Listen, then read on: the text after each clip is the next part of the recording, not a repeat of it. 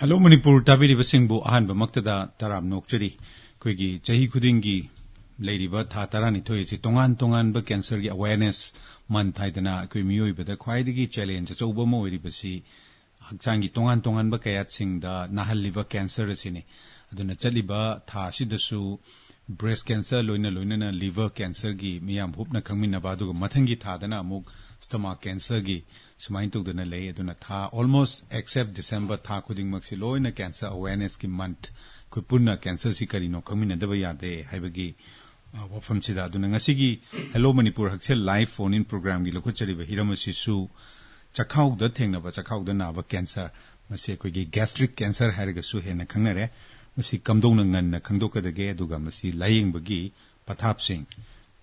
ko gi sigi matang dani hiramasi gi matang da ILDS hospital ko kaithel ko gi delaiba asigi consultant gastroenterologist Dr. Nongthombam Suras Kumar lengsindana lebire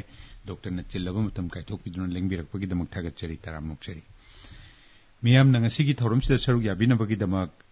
telephone che han bada muktang note tokshin bigani sida dial to birak laga lengsin biriba doctor dagi chakhau gi cancer gastric cancer si karino kamdong na layeng ba kamdong na ngan na khangdok pa hen na maru ibna ngan na khangdok lim makai layeng ba mai pak panina no tokshin biro number sin ningsing jarak lage 936232778 amutang na ningsing jage 936232778 sida dial to birak laga doctor dagi lengsin biba hang biba yaragani doctor hogdok chabaside ekoi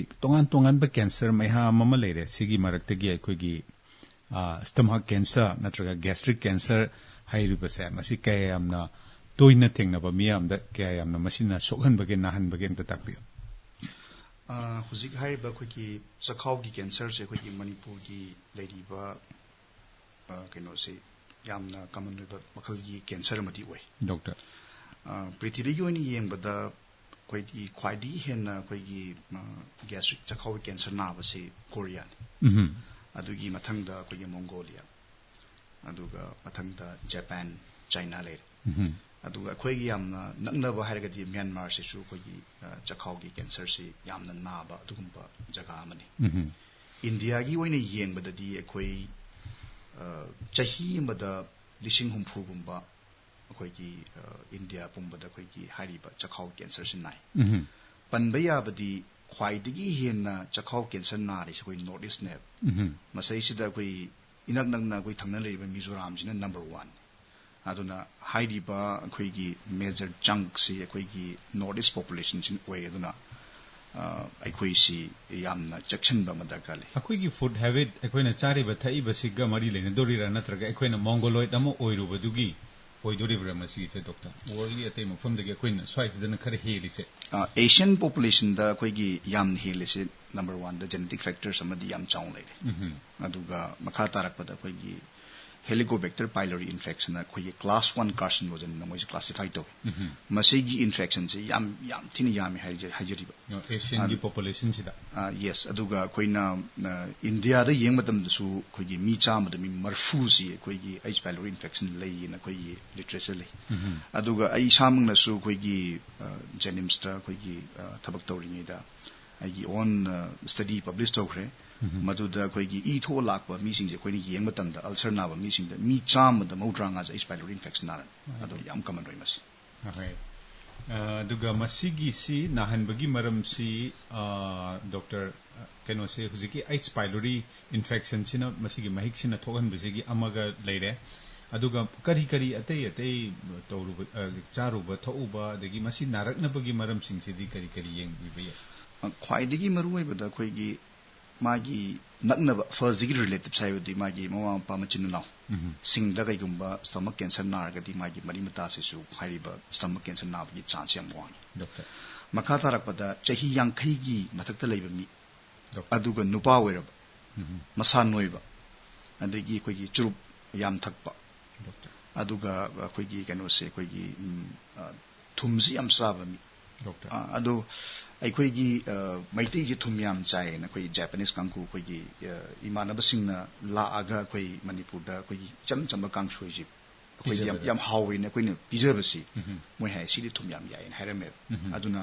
ꯑꯩꯈꯣꯏꯅ gastric cancerꯒꯤ ꯃꯇꯥꯡꯗ discuss ꯇꯧꯕ ꯃꯇꯝꯗ ꯅꯣꯏ ꯍꯥꯏꯔꯝꯃꯤ ꯅꯣꯏꯒꯤ ꯃꯅꯤꯄꯨꯔꯗ gastric cancer ꯋꯥꯡꯉꯤꯁꯦ ꯅꯣꯏ ꯊꯨꯝ ꯌꯥꯝ ꯆꯥꯕꯒꯤ ꯃꯔꯝ ꯑꯃꯅꯦꯅ ꯁꯨꯃꯥꯏꯅ ꯄꯜꯂꯝꯃꯤ ꯑꯩꯈꯣꯏꯒꯤꯅ ꯊꯨꯝꯒ ꯃꯣꯔꯣꯛꯀꯁꯦ ꯍꯦꯛ ꯃꯄꯨꯡ ꯐꯥꯅ ꯍꯥꯞꯇ꯭ꯔꯤꯉꯩꯗꯤ ꯌꯦꯟꯖꯥꯡꯁꯦ ꯍꯥꯎꯇꯕꯗꯧꯅ ꯁꯨꯝ ꯈꯟꯅꯕꯁꯦ ꯑꯗꯨꯒ ꯑꯃꯅ ꯑꯩꯈꯣꯏꯒꯤ endoscopy ꯇꯧꯕ ꯃꯇꯝꯗꯁꯨ ꯑꯩꯈꯣꯏꯒꯤ atrophic gastritis ꯑꯗꯨꯒ intestinal metaplasia ꯑꯅꯤꯈꯛ ꯂꯩ ꯁꯤ ꯑꯅꯤꯁꯤ ꯌꯥꯎꯔꯒꯗꯤ ꯃꯣꯏꯁꯤꯗꯤ ꯌꯥꯝ ꯍꯦꯟꯅ ꯑꯃꯨꯛ ꯃꯣꯏꯁꯦ ꯔꯤꯛꯁ ꯋꯥꯡꯉꯤꯅ ꯑꯩꯈꯣꯏꯅ ꯂꯧꯏ ꯑꯍꯥꯟꯕ ꯐꯣꯟ ꯀꯣꯜ ꯑꯝꯇ ꯂꯧꯈꯠꯆꯒꯦ ꯗꯣꯛꯇꯔ ꯍꯜꯂꯣ ꯁꯣꯝꯒꯤ ꯃꯤꯡ ꯂꯩꯐꯝ ꯁꯣꯝꯒꯤ ꯃꯤꯡ ꯇꯥꯖꯔꯦ ꯁꯣꯝꯒꯤ ꯃꯤꯡ ꯂꯩꯐꯝ ꯍꯥꯏꯕꯤꯔꯣ ꯇꯥꯃꯣ ꯑꯩ ꯇꯧꯖꯔꯤꯁꯦ ꯃꯣꯅꯣꯏꯟꯗꯒꯤ ꯕꯣꯟꯕꯤ ꯃꯉꯥꯡꯅꯦꯕ ꯍꯣꯏ ꯕꯣꯟꯕꯤ ꯍꯥꯏꯕꯤꯔꯣ ꯑꯩꯈꯣꯏꯒꯤ ꯇꯥꯃꯣ ꯑꯩꯈꯣꯏ ꯆꯈꯥꯎꯗ ꯃꯁꯤꯒꯤ ꯀꯦꯟꯁꯔ ꯂꯥꯛꯄ ꯈꯣꯠꯄꯒꯤ ꯂꯥꯏꯑꯣꯡꯁꯤ ꯀꯃꯥꯏꯅ ꯍꯧꯔꯛꯀꯦ ꯃꯁꯤ ꯀꯃꯥꯏꯅ ꯇꯧꯅ ꯂꯥꯏꯌꯦꯡꯕ ꯐꯒꯗꯒꯦ ꯁꯤ ꯈꯤꯇꯪ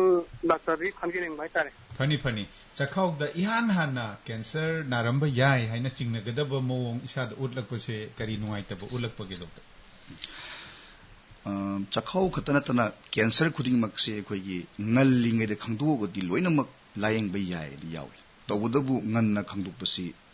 ꯑꯣꯜꯃꯣꯁ ꯏꯝꯄꯣꯁꯤꯕꯜ ꯍꯥꯏꯔꯝꯃꯤ ꯍꯥꯟꯅꯗꯤ ꯇꯧꯕꯗꯕꯨ ꯆꯈꯥꯎꯒꯤ ꯑꯃꯁꯨꯡ ꯆꯈꯥꯎ ꯃꯔꯤꯜꯒꯤ ꯀꯦꯟꯁꯔꯁꯤꯡꯁꯤ ꯍꯧꯖꯤꯛꯇꯤ ꯑꯦꯟꯗꯣꯁꯀꯣꯄꯤ ꯈꯨꯠꯊꯥꯡꯗ ꯉꯟꯅ ꯁ꯭ꯀ꯭ꯔꯤꯅꯤꯡ ꯇꯧꯔꯒ ꯈꯪꯕꯅ ꯃꯔꯝ ꯑꯣꯏꯔꯒ ꯂꯥꯌꯦꯡꯕꯁꯤꯁꯨ ꯉꯟꯅ ꯂꯥꯌꯦꯡꯕ ꯌꯥꯏ ꯃꯈꯥ ꯇꯥꯔꯛꯄꯗ ꯍꯧꯖꯤꯛꯀꯤ ꯍꯥꯏꯔꯤꯕ ꯑꯩꯈꯣꯏꯒꯤ ꯁ꯭ꯇꯃꯛ ꯀꯦꯟꯁꯔꯁꯦ ꯌꯥꯝ ꯉꯜꯂꯤꯉꯩꯗꯗꯤ ꯃꯥ ꯆꯈꯥꯎ ꯁꯣꯛꯗꯧ ꯂꯥꯛꯀꯅꯦꯕ ꯃꯣꯏꯁꯤ ꯕꯦꯁꯤꯀꯦꯂꯤ ꯁꯤꯝꯇꯝꯁ ꯂꯩꯕ ꯄꯨꯛ ꯁꯥꯕ ꯈꯣꯠꯄ ꯑꯣꯅꯤꯡꯕ ꯁꯨꯃꯥꯏꯅ ꯇꯧꯔꯝꯒꯅꯤ ꯑꯗꯨꯒ ꯌꯥꯝ ꯑꯦꯗꯚꯥꯟꯁ ꯁ꯭ꯇꯦꯖꯇ ꯀꯦꯟꯁꯔꯁꯤꯅ ꯌꯥꯝ ꯆꯥꯎꯔꯀꯥꯟꯗ ꯃꯗꯨꯗ ꯏ ꯊꯣꯛꯂꯛꯀꯥꯟꯗ ꯏ ꯋꯥꯠꯄ ꯅꯠꯇ꯭ꯔꯒꯅ ꯐꯨꯜꯂꯀꯥꯟꯗ ꯑꯩꯈꯣꯏꯒꯤ ꯆꯥꯛ ꯆꯥꯕ ꯌꯥꯗꯕ ꯑꯣꯕ ꯑꯗꯒꯤ ꯍꯛꯆꯥꯡꯒꯤ ꯑꯩꯈꯣꯏꯒꯤ ꯀꯩꯅꯣꯁꯦ ꯑꯔꯨꯝꯕꯁꯤ ꯍꯟꯊꯔꯛꯄ ꯋꯦꯠ ꯂꯣꯁ ꯂꯩꯕꯁꯦ ꯃꯁꯤꯅ ꯑꯌꯥꯝꯕ ꯑꯣꯏꯅ ꯇꯧꯏ ꯑꯗꯨꯒ ꯌꯥꯝ ꯉꯜꯂꯤꯉꯩꯗꯗꯤ ꯃꯣꯏꯁꯤ ꯑꯩꯈꯣꯏꯒꯤ ꯏꯆꯝ ꯆꯝꯅ ꯆꯈꯥꯎ ꯁꯣꯛꯄꯗꯨꯅ ꯑꯗꯨꯝ ꯂꯥꯛꯀꯅꯤ ꯀꯦꯟꯁꯔꯒꯤ ꯑꯣꯏꯕ ꯁ꯭ꯄꯦꯁꯤꯐꯤꯛ ꯁꯤꯝꯇꯝꯁ ꯂꯥꯛꯑꯣꯏ ꯍꯣꯏ ꯑꯗꯨꯒ ꯃꯥꯒꯤ ꯍꯧꯖꯤꯛꯀꯤ ꯑꯀꯣꯟꯕꯒꯤ ꯗꯥꯛꯇꯔꯅ ꯍꯥꯏꯕꯤꯔꯤꯕ ꯆꯥꯕ ꯊꯛꯄꯗ ꯅꯨꯡꯉꯥꯏꯇ꯭ꯔꯕ ꯑꯣꯅꯤꯡꯕ ꯐꯥꯎꯔꯛꯑꯕ ꯁꯤꯗꯩꯁꯤꯗꯅ ꯑꯃꯨꯛ ꯈꯔ ꯁ꯭ꯇꯦꯖꯇꯣ ꯑꯗꯨꯅꯗꯤ ꯁ꯭ꯇꯦꯖꯤꯡꯒꯤ ꯃꯇꯥꯡ ꯑꯔꯂꯤ ꯗꯤꯇꯦꯛꯁꯟꯅꯤ ꯉꯁꯤ ꯑꯌꯥꯝꯕ ꯑꯩꯈꯣꯏꯅ ꯆꯪꯁꯤꯟꯖꯒꯗꯧꯔꯤꯕꯁꯦ ꯑꯗꯨꯅ ꯃꯁꯤꯒꯤ ꯍꯧꯖꯤꯛꯀꯤ ꯁ꯭ꯇꯦꯖ ꯑꯊꯦꯡꯕꯗꯨ ꯉꯥꯏꯗꯅ ꯃꯥꯒꯤ ꯇꯥꯡꯀꯛꯁꯤꯡꯁꯤ ꯀꯌꯥ ꯊꯨꯅ ꯌꯦꯡꯕ ꯌꯥꯕꯒꯦ ꯁ꯭ꯇꯦꯖꯁꯦ ꯑꯩꯈꯣꯏꯅ ꯀꯩꯅꯣ ꯑꯩꯈꯣꯏ ꯀꯦꯟꯁꯔꯒꯤ ꯑꯣꯏꯅ ꯁ꯭ꯇꯦꯖ 1, 2, 3, 4 ꯂꯩ ꯑꯗꯨꯕꯨ ꯃꯦꯟꯂꯤ ꯑꯩꯈꯣꯏꯅ ꯉꯁꯤ ꯐꯣꯀꯁ ꯇꯧꯔꯤꯁꯤꯗꯤ ꯑꯔꯂꯤ ꯒꯦꯁꯇ꯭रिꯛ ꯀꯦꯟꯁꯔ ꯌꯥꯝ ꯉꯜꯂꯤꯉꯩꯗ ꯈꯪꯗꯣꯛꯄꯁꯤ ꯀꯦꯟꯁꯔꯁꯤꯅꯤ ꯑꯗꯨꯅ ꯑꯩꯈꯣꯏꯒꯤ ꯑꯉꯟꯕ ꯆꯈꯥꯎꯒꯤ ꯀꯦꯟꯁꯔ ꯍꯥꯏꯔꯒꯗꯤ ꯑꯩꯈꯣꯏꯒꯤ ꯆꯈꯥꯎꯒꯤꯁꯤ ꯃꯥꯒꯤ ꯂꯦꯌꯔ 4 ꯂꯩ ꯂꯦꯌꯔ 1, 2, 3, 4 ꯑꯩ ꯌꯥꯝ ꯗꯤꯇꯦꯜ ꯆꯪꯖꯔꯔꯣꯏ ꯂꯦꯌꯔ ꯑꯍꯥꯟꯕꯒ ꯑꯅꯤꯁꯨꯕꯒꯁꯦ ꯆꯥꯈꯤꯕ ꯊꯛꯈꯤꯕꯁꯤꯅ ꯏꯍꯥꯟ ꯍꯥꯟꯅ ꯊꯦꯡꯅꯗꯣꯔꯤꯕ ꯂꯦꯌꯔꯁꯤꯅ ꯐꯥꯔꯁꯠ ꯂꯦꯌꯔꯅꯤ ꯁꯤꯒꯤ ꯑꯍꯥꯟꯕ ꯂꯦꯌꯔꯁꯤꯒ ꯁꯦꯀꯦꯟ ꯂꯦꯌꯔ ꯁꯤꯒꯇꯪ ꯏꯟꯚꯣꯜቭ ꯇꯧꯕ ꯀꯦꯟꯁꯔꯁꯤꯅ ꯑꯩꯈꯣꯏꯅ ꯑꯔꯂꯤ ꯒꯦꯁꯇ꯭रिꯛ ꯀꯦꯟꯁꯔꯅ ꯍꯥꯏꯔꯤꯁꯦ ꯑꯗꯨꯒ ꯂꯦꯌꯔ 3 ꯁꯨꯕ 4 ꯁꯨꯕ ꯂꯥꯟꯖꯜꯂꯒꯗꯤ ꯃꯣꯏꯁꯤ ꯑꯣꯜꯔꯦꯗꯤ ꯑꯩꯈꯣꯏꯒꯤ ꯑꯗꯒꯤ ꯃꯔꯝ ꯑꯣꯏꯔꯀꯥꯟꯗ ꯑꯇꯣꯞꯄ ꯑꯣꯔꯒꯥꯟꯗ ꯅꯄꯛꯄ ꯑꯗꯒꯤ ꯃꯤ ꯀꯥꯕ ꯌꯥꯎꯔꯒꯗꯤ ꯃꯣꯏꯁꯤ ꯑꯣꯜꯔꯦꯗꯤ ꯑꯩꯈꯣꯏꯅ ꯂꯦꯠ ꯀꯦꯟꯁꯔꯅ ꯍꯥꯏ ꯐꯣꯟ ꯀꯣꯜ ꯑꯝꯇꯒ ꯑꯃꯨꯛ ꯂꯧꯈꯠꯆꯒꯦ ꯗꯣꯛꯇꯔ ꯍꯜꯂꯣ ꯁꯣꯝꯒꯤ ꯃꯤꯡ ꯂꯩꯐꯝ ꯇꯥꯛꯄꯤꯔꯣ ꯋꯥꯍꯪ ꯍꯪꯕꯤꯌꯨ hello hello good morning sir good morning ꯇꯥꯛꯄꯤꯔꯣ ꯁꯥꯔ ꯑꯩꯅ ꯈꯪꯖꯅꯤꯡꯉꯤꯁꯦ ꯑꯩꯈꯣꯏꯒꯤ ꯆꯈꯥꯎꯒꯤ ꯀꯦꯟꯁꯔꯁꯦ ꯑꯩꯈꯣꯏ ꯀꯅꯥꯒꯨꯝꯕ ꯑꯩꯈꯣꯏꯒꯤ ꯅꯨꯄꯥꯗꯁꯨ ꯑꯣꯏꯔꯁꯨ ꯑꯩꯈꯣꯏꯒꯤ ꯅꯤꯁꯥ ꯃꯌꯥꯏ ꯀꯥꯕ ꯌꯨ ꯑꯣꯏꯔꯁꯨ ꯑꯗꯒꯤ ꯅꯨꯄꯤ ꯈꯪꯗꯦ ꯗꯥꯗꯥ ꯈꯪꯗꯦ ꯆꯤꯔꯥꯡ ꯃꯅꯥꯅꯆꯤꯡꯕ ꯆꯥꯔꯒꯁꯨ ꯍꯧꯖꯤꯛꯀꯤ ꯍꯥꯏꯔꯤꯕ ꯆꯈꯥꯎꯒꯤ ꯂꯥꯏꯅꯥ ꯀꯦꯟꯁꯔꯁꯦ ꯁꯤ ꯂꯥꯛꯄ ꯌꯥꯕꯒꯤ ꯁꯤꯝꯇꯣꯝ ꯂꯩꯕ꯭ꯔꯥꯅ ꯁꯤꯝꯇꯪ ꯈꯪꯖꯅꯤꯡꯕ ꯗꯣꯛꯇꯔꯗꯒꯤ ꯑꯩꯈꯣꯏ ꯀꯔꯝꯕ ꯃꯤꯑꯣꯏ ꯀꯥꯡꯂꯨꯞꯇ ꯆꯈꯥꯎꯒꯤ ꯀꯦꯟꯁꯔꯁꯤ ꯈꯔ ꯍꯦꯟꯅ ꯊꯦꯡꯅꯕꯒꯦ ꯅꯥꯔꯛꯄ ꯌꯥꯕꯒꯤ ꯑꯣꯏꯊꯣꯛꯄ ꯂꯩꯕꯒꯦ ꯃꯌꯥꯏ ꯀꯥꯕ ꯅꯤꯁꯥ ꯍꯥꯏꯔꯒꯗꯤ ꯆꯈꯥꯎꯒꯤ ꯑꯣꯏꯅꯗꯤ ꯃꯔꯨꯑꯣꯏꯅ ꯑꯩꯈꯣꯏꯒꯤ ꯁ꯭ꯃꯣꯀꯤꯡꯁꯦ ꯆꯨꯔꯨꯞ ꯊꯛꯄꯁꯤ ꯌꯥꯝ ꯏꯝꯄꯣꯔꯇꯦꯟ ꯑꯣꯏ ꯃꯊꯪꯗ ꯌꯨꯁꯨ ꯑꯩꯈꯣꯏꯒꯤ ꯍꯥꯏꯔꯤꯕ ꯑꯩꯈꯣꯏꯒꯤ ꯆꯈꯥꯎ ꯀꯦꯟꯁꯔ ꯄ꯭ꯔꯗ꯭ꯌꯨꯁ ꯇꯧꯕ ꯌꯥꯏ ꯑꯗꯨꯒ ꯃꯣꯁꯂꯤ ꯑꯩꯈꯣꯏꯒꯤ ꯇꯣꯕꯦꯀꯣ ꯆꯥꯕꯁꯦ ꯍꯤꯗꯥꯛ ꯃꯅ ꯆꯥꯕ ꯅꯠꯇ꯭ꯔꯒꯅ ꯑꯩꯈꯣꯏꯒꯤ ꯖꯔꯗꯥ ꯆꯥꯕꯁꯤꯗꯤ ꯑꯌꯥꯝꯕꯅ ꯑꯩꯈꯣꯏꯒꯤ ꯈꯅꯥꯎꯒꯤ ꯀꯦꯟꯁꯔ ꯑꯃꯁꯨꯡ ꯑꯩꯈꯣꯏꯒꯤ ꯐꯨꯗ ꯄꯥꯏꯞ ꯀꯦꯟꯁꯔ ꯑꯣꯏꯅ ꯇꯧꯒꯜꯂꯤ ꯑꯗꯨꯒ ꯍꯧꯖꯤꯛ ꯉꯁꯥꯏꯒꯤ ꯗꯣꯛꯇꯔ ꯍꯧꯖꯤꯛ ꯂꯩꯔꯦ ꯆꯥꯔꯤꯕ ꯊꯛꯏꯕꯗꯨꯒ ꯂꯩꯔꯦ ꯑꯗꯒꯤ ꯑꯩꯈꯣꯏꯒꯤ ꯏꯃꯨꯡ ꯃꯅꯨꯡꯗꯨꯗꯩꯗ ꯑꯍꯜ ꯂꯃꯟꯗ ꯃꯁꯤ ꯅꯥꯈꯤꯕꯗꯨꯒꯤ ꯃꯆꯥ ꯃꯁꯨꯁꯤꯡꯗ ꯃꯁꯤ ꯊꯦꯡꯅꯔꯛꯄ ꯌꯥꯕꯒꯤ ꯆꯥꯟꯁꯦꯁ ꯈꯔ ꯂꯩꯌꯦꯅ ꯍꯥꯏꯔꯦ ꯑꯗꯒꯤ ꯆꯍꯤ 50 ꯁꯨꯒꯠꯂꯛꯄ ꯆꯍꯤ 50 ꯂꯥꯟꯖꯜꯂꯛꯑꯒꯗꯤ ꯃꯊꯛ ꯑꯣꯏꯔꯛꯑꯒꯗꯤ ꯃꯗꯨꯃꯒꯁꯨ ꯂꯩꯔꯦ ꯑꯗꯨꯅ ꯍꯥꯏꯔꯤꯕ ꯃꯁꯤꯒꯤ ꯔꯤꯛꯁ ꯂꯩꯕ ꯃꯤꯑꯣꯏ ꯀꯥꯡꯂꯨꯞꯁꯤꯡꯁꯦ ꯃꯁꯤ ꯉꯁꯥꯏ ꯗꯣꯛꯇꯔꯅ ꯍꯥꯏꯕꯤꯔꯤꯕ ꯑꯔꯂꯤ ꯗꯤꯇꯦꯛꯁꯟꯁꯦ ꯍꯧꯖꯤꯛꯀꯥꯟꯗꯤ ꯑꯦꯗꯚꯥꯟꯁ ꯃꯦꯗꯤꯀꯦꯜ ꯁꯥꯏꯟꯁꯦꯁꯀꯤ ꯃꯇꯦꯡꯅ ꯉꯟꯅ ꯈꯪꯗꯣꯛꯄꯒꯤ ꯎꯄꯥꯏ ꯃꯌꯥꯝ ꯑꯃ ꯂꯩꯔꯦ ꯑꯗꯨꯅ ꯍꯥꯏꯔꯤꯕ ꯃꯤꯑꯣꯏ ꯀꯥꯡꯂꯨꯞꯁꯤꯡꯁꯦ ꯑꯩꯈꯣꯏꯒꯤ ꯑꯦꯟꯗꯣꯁꯀꯣꯄꯤꯕꯨ ꯑꯣꯏꯔꯣ ꯅꯠꯇ꯭ꯔꯒ ꯑꯇꯩ ꯑꯇꯩ ꯇꯥꯛꯄꯤꯌꯨ ꯗꯣꯛꯇꯔ ꯑꯗꯨꯅ ꯍꯧꯖꯤꯛꯀꯥꯟꯗꯤ ꯑꯩꯈꯣꯏꯒꯤ ꯍꯥꯏꯔꯤꯕ ꯑꯩꯈꯣꯏꯒꯤ ꯆꯥꯎꯈꯠꯄ ꯖꯒꯥ ꯍꯥꯏꯗꯤ ꯀꯣꯔꯤꯌꯥ ꯖꯄꯥꯟꯒꯨꯝꯕ ꯃꯣꯏꯗ ꯑꯩꯈꯣꯏꯒꯤ ꯃꯤ ꯈꯨꯗꯤꯡꯃꯛ population screening na Korea da chahi nifugi mathaki mi khudingmak moi endoscopy tawgani aduga hairiba koigi early gastric cancer se moi mangjauna na khangdono khonakani haibadi pre malignant conditions na cancer olakpa yab chahi 10-13 da cancer olakpa yab adum bigi saigi magi potsing se chakhau da yawba yawdabrani yenkani aduga amana kaigomba hujiki hairiba early gastric cancer se leiramgadi moi endoscopy lawthokine likewise Japan da su chahi yankhai gi mathak leiba mi khudingmak se moi endoscopy loin dawne tawrakan da hairiba hujiki hairiba koigi cancer olakba yaba amadi cancer olaba yamna nganna cancer leiriba mi singse moina endoscopy le koina layenganeba adubu ekoi India da di hujiki hairiba population screening se leiti kaino India population yam chawi Dr. Masing Watli masi haidana koigi north east study hairiba koigi anabasi yambani ekoi yoinadi masi educate tawrakanda koigi yari makhai koigi 50 years ki mathak leibe mi nupa masanoiba churup thakpa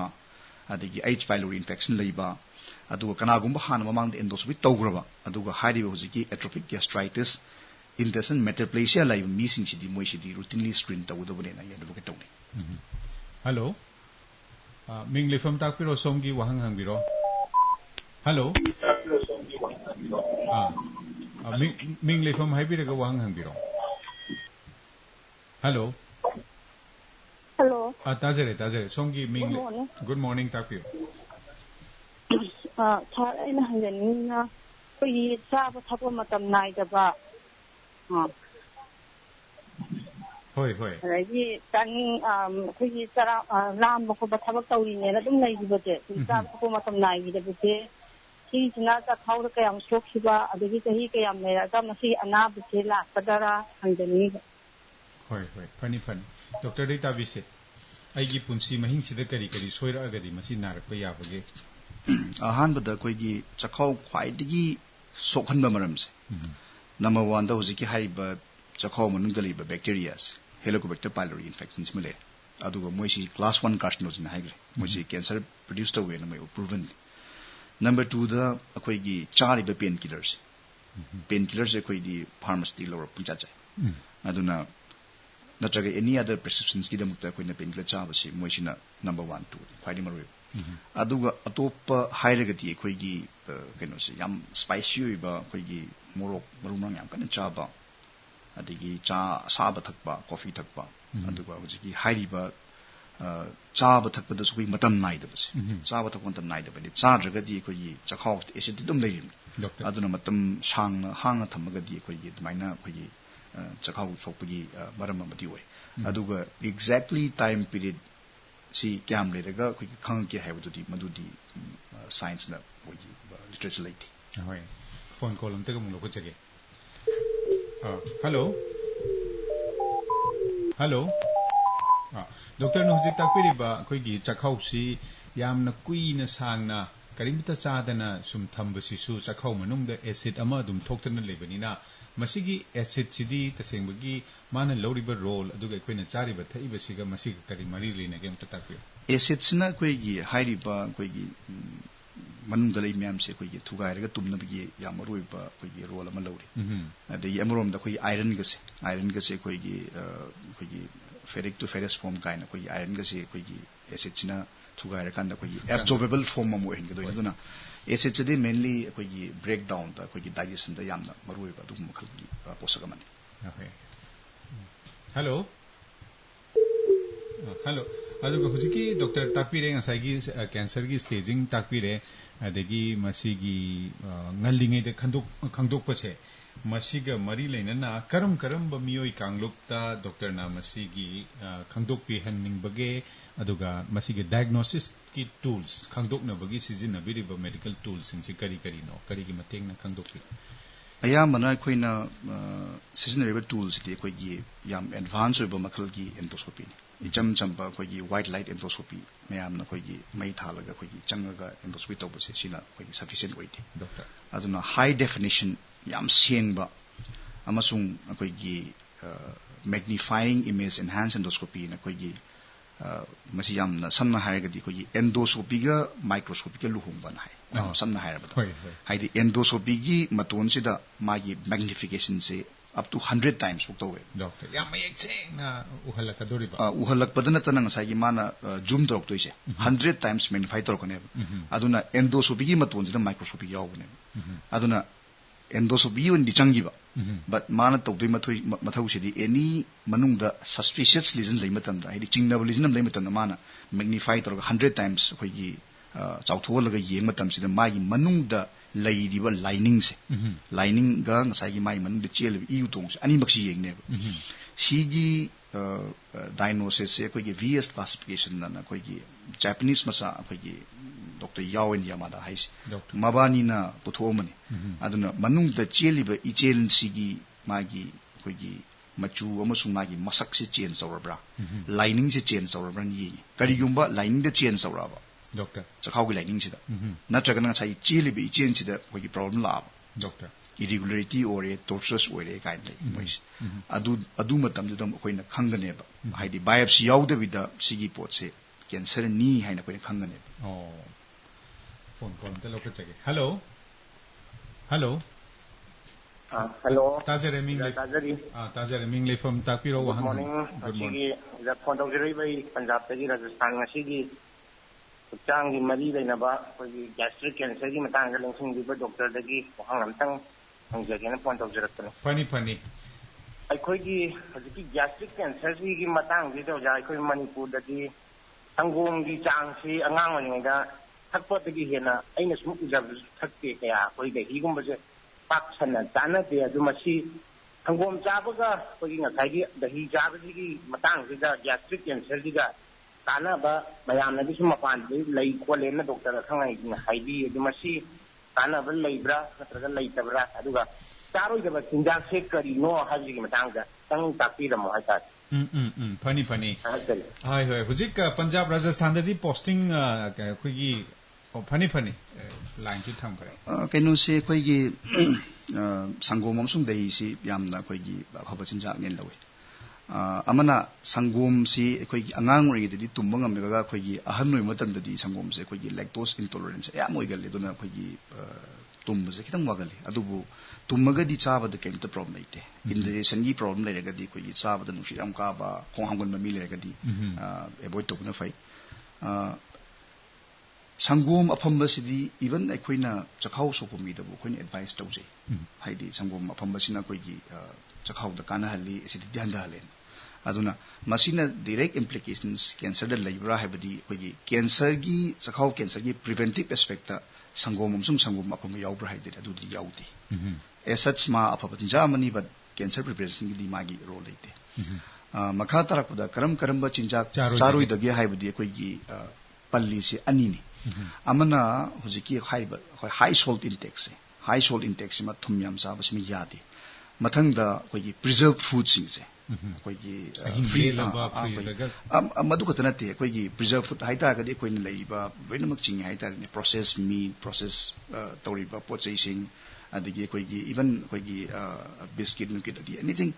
yam shelf life yam sang basing tham nga tru koi gi chatli ba koi gi dukan yor sing se moi preserve food sing do moi find to preserve food sing su koi gi gastric cancer to we hena ultimate proven duna di no open heira fresh oi basing sina fresh oi be kodi mana ro fai fresh fruits vegetables moi china pha yam hel na hoi adu sai phone call am ta lokho chage marak sida doctor hello takpiu songi mingle from takpiro wahang hangbiro hello songi mingle from do songi mingle from takpiro ko wahang hangbiro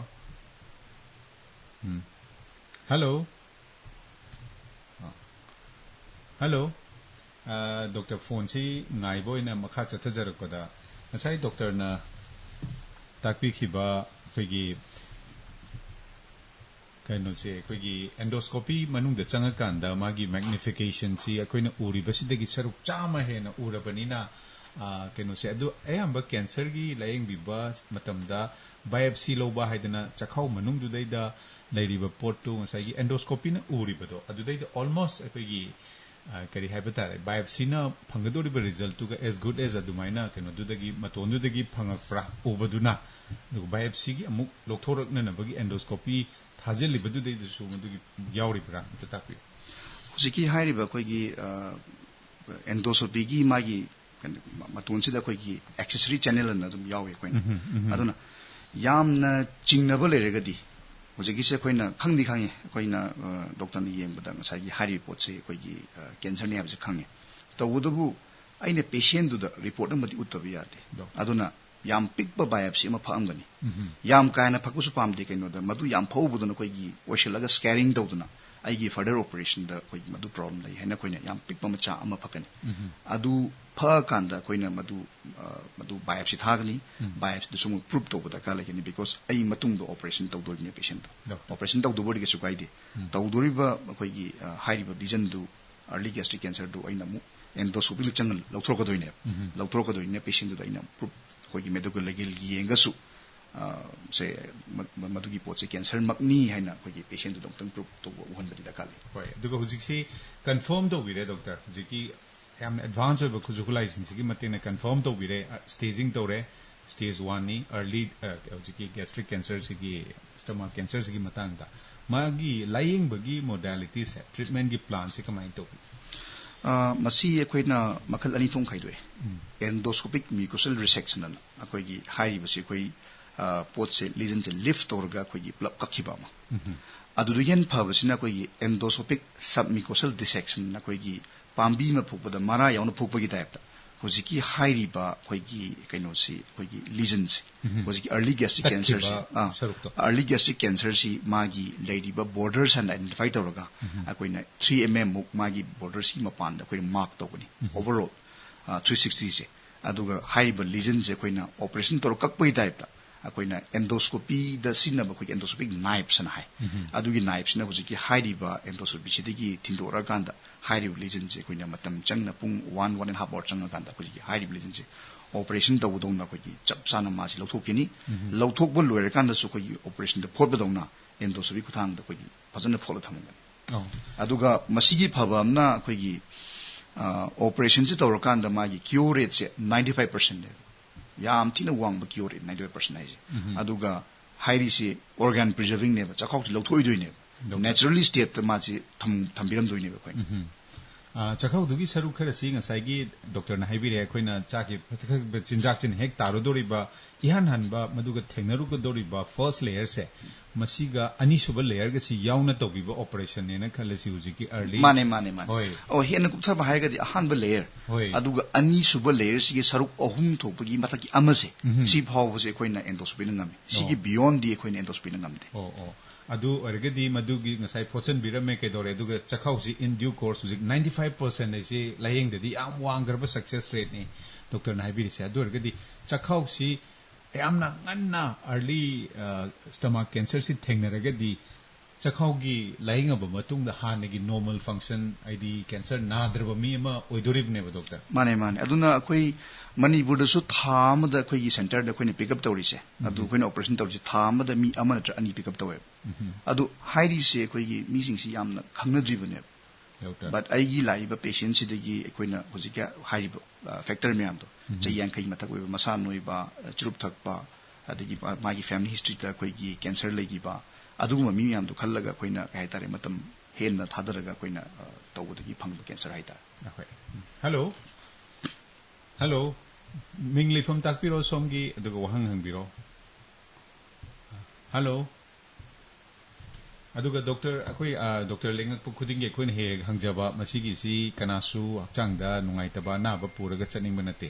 ꯑꯗꯨꯅ ꯃꯁꯤꯒꯤ ꯉꯥꯛꯊꯣꯛꯅꯕꯒꯤ ꯂꯝꯕꯤꯁꯤꯡ ꯗꯣꯛꯇꯔꯅ ꯈꯖꯤꯛꯇꯪ ꯇꯥꯛꯄꯤꯔꯝꯃꯨ ꯃꯁꯤꯒꯤ ꯊꯧꯔꯝꯁꯤꯗ ꯍꯛꯆꯥꯡ ꯐꯅ ꯂꯩꯕꯁꯤꯡꯁꯤ ꯌꯥꯝ ꯃꯔꯨ ꯑꯣꯏꯔꯦ ꯑꯩꯈꯣꯏꯒꯤ ꯃꯁꯥ ꯅꯣꯏꯍꯟꯗꯕ BMI ꯁꯤ ꯑꯩꯈꯣꯏꯒꯤ ꯃꯥꯒꯤ ꯑꯔꯨꯝꯕꯁꯦ ꯋꯦꯠꯀꯤ ꯃꯇꯨꯡ ꯏꯟꯅ सी कुलुमदोगी मखा थंबीबा very important fresh fruits vegetables on हाइजगरे अदगी H pylori सी अदुम अखोय यिंगतोगदबनी होय अदुगा ट्रीट तोगदबनी अदुगा H pylori से 100 ट्रीटमेंट तोगो नमते at most मोय 75-80% दिन क्योर मसी H pylori गी से डॉक्टर सुम मरती थचरे एंडोस्कोपी अदुम तौरगा येंगदोरिब्रा नत्रगा अखोयगी मसी इनडायरेक्ट अखोय ई दगी नत्रगा हक्चांगी अतोप मफम अमदगी यामना इन्वेसिव ओइदबा हक्चांगदा खनाउदा केनोम चंगबा हाइसिमक्तबो फॉरेन बॉडी आमनुंग चंगबची कितंग laying bagi haru daga di pangthok tabadi ade adu kitang live mong daga H pylori lay huziki foreign body man chang ma haidu huzikan di endoscopy se yam lai thole patient je khoi loinama khoi gi day care sedation na yam pik pe ne se yam thar kan da patient je kaim khangan di kaim khangaroi aduga hairi ba khoi gi early gastric cancer diagnosis ki di yam drabada minute tare spend to godabani haina khoi gi rule le aduna changaga minute tare to godu patient do kaim ta sedation thar daga di manga moy adi orakani retching torokani aduna khoi gi patient do wabani na khoi endoscopy thunlo shino horakani adu taga di hairi ba khoina mi pam manung da chakhaw manung changa kan da picture kumanga logo do ni kan mi niom le adu mi na kan biadi adu kachin ka roin yeng do le aduna patient number 1 da phasna side tor nuai do da kale second da khoina khwai di gen phaba H pylori gi hair ga di Sydney biopsy protocol na chakhaw gi part manga di khoina biopsy lo ga yeng sida khoi gi H pylori se miss tawe atopa e da to bu khot ba adigi kaino gumba sidi moi sidi yam phaba model di ching de aduga patient yam ya da kan da di khoi urea breath test na khoi score ka ma to bu si yawe du bu madu patient yam ka na khoi endoscopy tong de register kan da khoi na madu pangthok pani amana akhoi gi kit test nam sule akhoi gi chakhaw mung digi biopsy pha kan da machet pha yeng ba but hojiki hairi ba chakhaw digi part khoi gi saru khoi gi part gi khoi gi machet manga pha yeng usne di khwai digi best way ba du ba ji endoscopy gi thaini gi genu du natre hojiki yamna hachang da charim te khangan da na aduga ten khroba matam ne minute tare de se yam sang matam su natte du dei da changa ga du gi da makta sai gi hachang da nuai ta ba kare ga loina loshilak pada hojiki chakhaw gi cancer gi manipur da su yamna lere Asian population si da yamna lere aduna di loshilak pada take home message doctor na miyam da thambining lambo thambining bo fun khajik tang takpi early khoi gi chakhaw gi cancer si yamna nan khangdo gi haitar di khoi gi lady ba mi sing se yamna every bum da gale mari mata da khoi gi chakhaw cancer lere ba adu di screening to thopi H pylori si amtang yin thopi ga dam 50 years matak di barabar yeng ga dam adigi nupa masan noi ba isa se surup yam te yu te haragati adum khoi gi yeng thopi budum yare aduna khoi gi kaino se khoi gi yamna receptive way tung endoscopy si thaing gi dum yam waram kolom yam do si ti nungai to ro bani na endoscopy si adumai to yam marui ba te samani hen khallaga come forward to kan da khoi gi khangtor mo hona bi ga hoi yam nungai jere chakhaw natraga gastric cancer haibasi karino aduga masi nganna khangdo horaga di layeng ba yamna mapung phana 95% success rate yam wang rajani aduna masi layeng bagi matang da khoi gi ILDS hospital Kwaketil Imphal gi consultant gastroenterologist Dr. Nongthombam Suraj Kumar Lingbirak tuna ofum kya takpi ba Dr. Utharak. Thank you.